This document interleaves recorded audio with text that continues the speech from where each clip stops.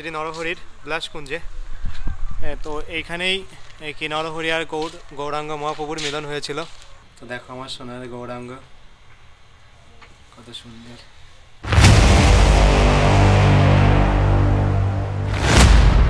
জানি তাই বন্ধুরা, তো আমি এখন আছি শ্রী নরহরির বিলাসকুঞ্জে।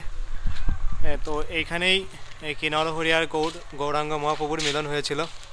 তো দেখো লেখা রয়েছে শ্রী গৌর নরহরি গোড়া গোড়া গোড়া। তো চলো তোমাদেরকে ভিতরটা দর্শন করার, ভিতরে মন্দিরে কেমন কি আছে না আছে তোমাদেরকে সব কিছু দেখাই।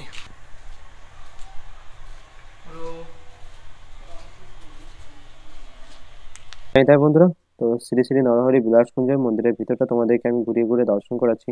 তো তোমরা সবাই দর্শন করো। তো এখানেই শ্রী নরহরি আর গৌরাঙ্গ মহাপ্রভুর মিলন হয়।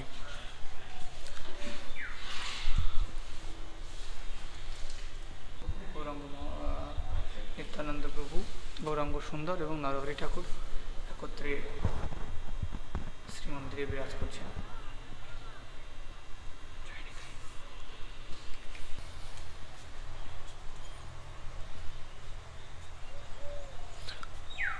তোমরা দর্শন করছো শ্রী শ্রী নরহরির বিলাসকুঞ্জ।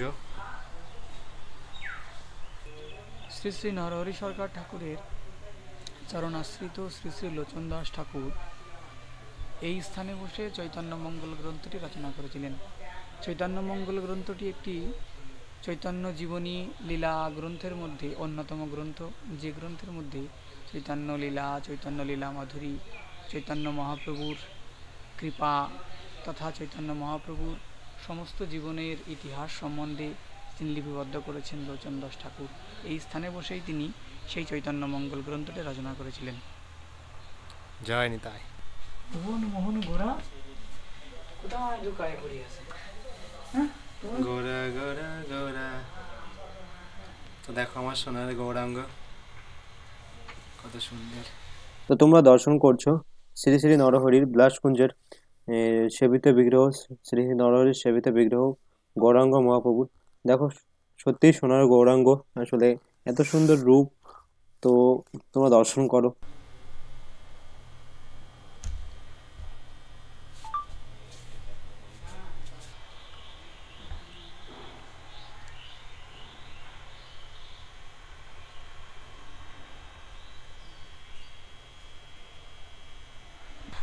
এই জায়গাগুলো যে কত দিব্য, কত পুরাতন আসলে। তো দেখো কত সুন্দর আসলে।